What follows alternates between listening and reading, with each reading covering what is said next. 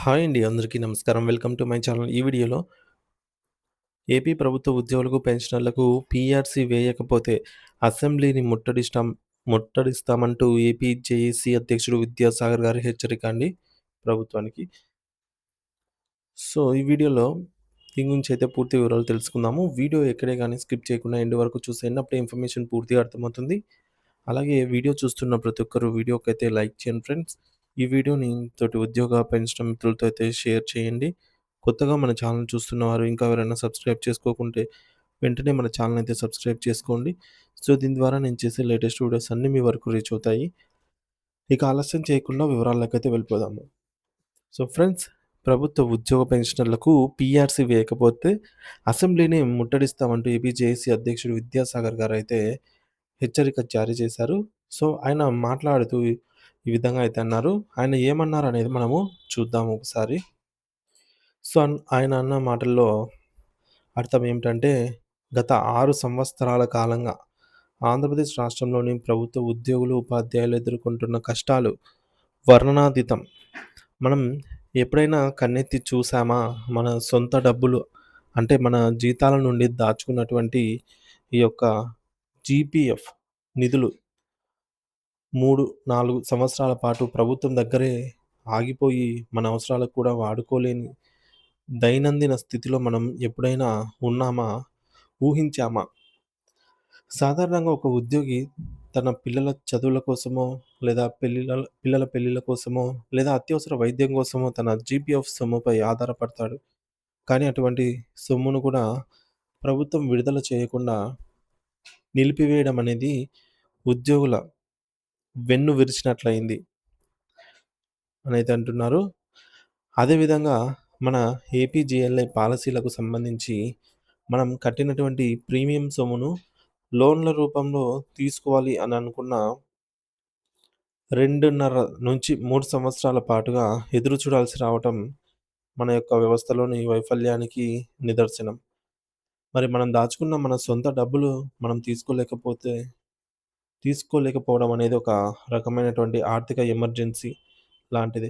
ఇక నిరసనల విషయానికి వస్తే గతంలో కనీసం ఒక 200 మందితోనో, 300 మందితోనో లేదా 1000 మందితోనో కలిసి మన బాధలను ప్రభుత్వం దృష్టికి తీసుకెళ్లడానికి ధర్నా చౌక్ వద్ద ఒక చిన్న నిరసన కార్యక్రమాన్ని కూడా నిర్వహించలేని అణచివేత ధోరణిని మనం గతంలో చూసాం.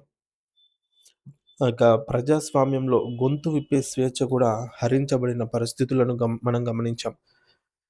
మరో ముఖ్యమైన విషయం ఏమిటంటే, మన హెల్త్ కార్డ్‌ల పరిస్థితి. ప్రతి నెల మన జీతాల నుంచి హెల్త్ స్కీమ్‌ల కోసం డబ్బులు కడుతున్నాం. కానీ ఒక ఉద్యోగి లేదా ఉపాధ్యాయుడు అనారోగ్యంతో ఆసుపత్రికి వెళ్తే అక్కడ ఎదురయ్యే అవమానం అంతా ఇంతా కాదు.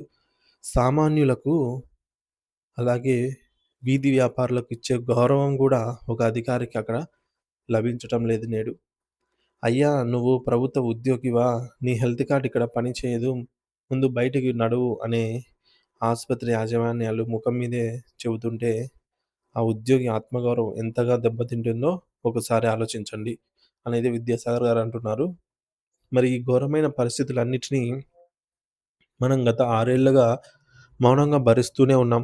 ఇలా సమస్యలన్నిటిని ఒక పెద్ద కొండలాగా పేరుకుపోయిన తరుణంలో శేఖర్ గారు ఏపీ ఎన్‌జీఓ అధ్యక్షుడిగా మరియు రాష్ట్ర చైర్మన్ జేఏసీగా బాధ్యతలు స్వీకరించారు. సమస్యలు కొండలా ఉన్నాయని చూసి భయపడి పక్కకు వెళ్ళే నాయకత్వం మాది కాదు. రాష్ట్రంలో దాదాపుగా స్తంభించిపోయిన ఉద్యోగ, ఉపాధ్యాయ వ్యవస్థను చూసి ఒక అడుగు వెనక్కి వేసే ప్రసక్తి లేదని మేము నిర్ణయించుకున్నాం. అయితే వ్యవస్థను సరిదిద్దడానికి కొంత సమయం పడుతుంది. అందుకే జేఏసీలోని అన్ని సంఘాలను ఉపాధ్యాయ మరియు కార్మిక సంఘాల పునర్వ్యవస్థీకరించుకొని ప్రభుత్వానికి కొంత సమయం ఇస్తూనే మనం మన డిమాండ్‌లను ఒక్కొక్కటిగా పరిష్కరించుకోవాలి అని సంకల్పించాం. ఒక పెద్ద కొండను కరిగించాలి అంటే ఒక్కో బండను పగలగొట్టినట్లు మేము బాధ్యత తీసుకున్న 6, 7 నెలల వ్యవధిలో ఈ యొక్క కాల వ్యవధిలో సాధ్యం కాదనుకున్న పనులను పూర్తి చేశాం.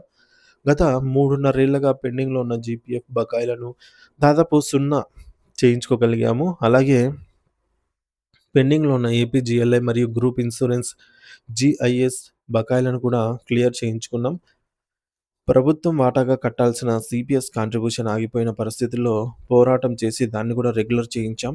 4 డీఏలు పెండింగ్‌లో ఉంటే అందులో ఒక డీఏను సాధించుకున్నాం. మహిళా ఉద్యోగుల కోసం అత్యంత అవసరమైన చైల్డ్ కేర్ లీవ్‌ను మరియు డీఏ ఎరియర్స్ విషయంలో కూడా ఈ మేరకు పురోగతిని సాధించడం జరిగింది. దీపావళి సమయంలో డీఏ జీవో వచ్చిన తీరుపై మాకు కొన్ని అభ్యంతరాలున్నాయి. ఆ జీవో ఇచ్చిన విధానం ఉద్యోగుల్లో కొంత అయోమయాన్ని నింపింది. అందుకే ఏపీ జేఏసీ ప్రతినిధులంతా వెంటనే ప్రభుత్వం దగ్గరికి వెళ్ళాము. మేము ప్రభుత్వానికి 3 ప్రధాన డిమాండ్‌లను స్పష్టంగా చెప్పాము. మొదటిది, మీరు ఏ ప్రయోజనం ప్రకటించినా అది రెగ్యులర్ ఉద్యోగులకు, ఉపాధ్యాయులకు, పెన్షనర్లకు మరియు సీపీఎస్ ఉద్యోగులందరికీ కూడా ఒకేసారి ఒకే విధంలో అమలు చేయాలి అని. రెండవది, అరియర్స్ అనేవి రిటైర్ అయ్యాక ఎప్పుడో ఇస్తామంటే కుదరదు. ఈ ఆర్థిక సంవత్సరంలోనే నగదు రూపంలో ఇవ్వాలి అని. మూడవది, ఆ డీఏ జీవోకు సంబంధించి మేము కోరిన సవరణలు సాయంత్రంలోపే ఇవ్వాలని భీష్మించుకొని కూర్చున్నాం. అందుకే ఆ సవరణలు తీసుకున్న తర్వాతే సచివాలయం నుంచి బయటికి కూడా వచ్చాము.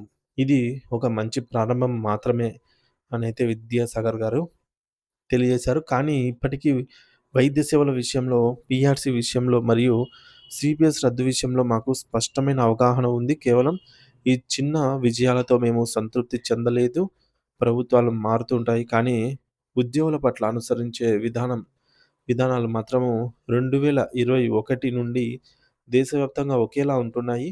కేంద్రమైనా, ఇటు రాష్ట్రమైనా తన బాధ్యతల నుంచి పారిపోవాలని చూస్తూ ఉన్నాయి.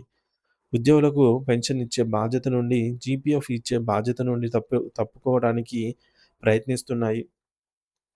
కాంట్రాక్ట్ మరియు ఔట్‌సోర్సింగ్ వ్యవస్థలను తీసుకురావటం ద్వారా గ్రాట్యుటీ మరియు కమ్యుటేషన్ వంటి ప్రయోజనాలను ఎగ్గొట్టాలని చూస్తున్నాయి.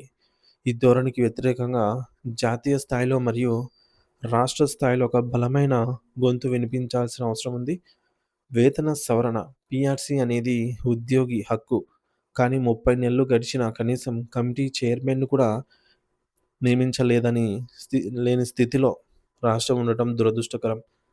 గతంలో మేము ఢిల్లీ లేదా ఇతర రాష్ట్రాలకు వెళ్ళినప్పుడు మా ఏపీ ఉద్యోగుల పరిస్థితిని చూసి గర్వపడేవాళ్ళం.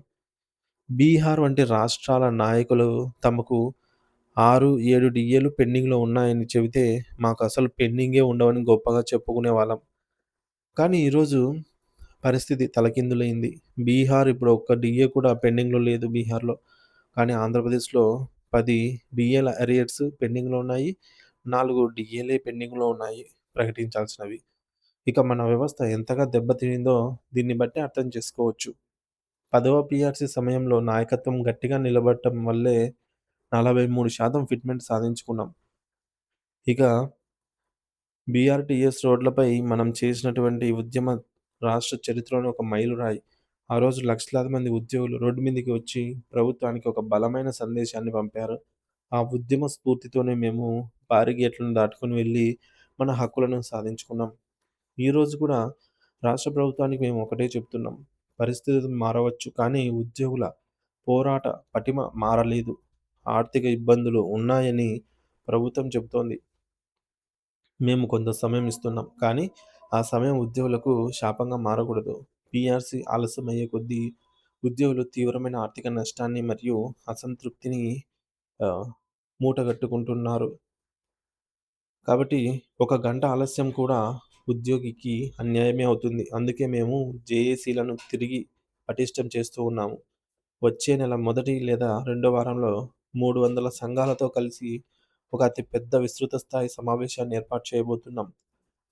ఈ సమావేశం కేవలం చర్చల కోసం కాదు, ఒక మహా ఉద్యమానికి, ఉద్యమ కార్యాచరణకు సిద్ధం చేయడం కోసం అంటున్నారు.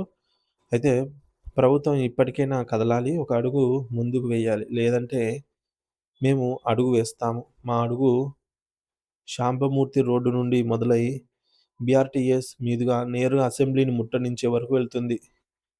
ఉద్యోగుల ఆగ్రహం ఎలా ఉంటుందో ప్రభుత్వానికి రుచి చూపిస్తాం. నాయకత్వానికి కావలసిన బలం మీరు ఇచ్చే స్ఫూర్తే. 25 జిల్లాల నుండి తరలివచ్చి ఆకలిని కూడా లెక్క చేయకుండా రాత్రి వరకు అక్కడే ఉంటామని మీరు చూపిస్తున్న ఈ తెగువ ప్రభుత్వానికి ఒక హెచ్చరిక. ఇది కేవలం ఒక సంఘం పిలుపు కాదు. రాష్ట్రంలోని 12,00,000 మంది ఉద్యోగ, ఉపాధ్యాయ, కార్మిక మరియు పెన్షనర్ల ఆవేదన మరియు ఆగ్రహం. రోడ్డు మీదకి వస్తే ఇక వెనక్కి తిరిగే ప్రసక్తే లేదు. మన హక్కులను సాధించుకునే వరకు ఈ పోరాటం విశ్రమించకూడదు అని చెప్పేసి విద్యాసాగర్ గారు తన ప్రసంగంలో స్పష్టంగా తెలియజేశారనమాట. దీనిపై మీ అభిప్రాయాన్ని కామెంట్ ద్వారా తెలియజేయండి friends. Thank you for watching this video.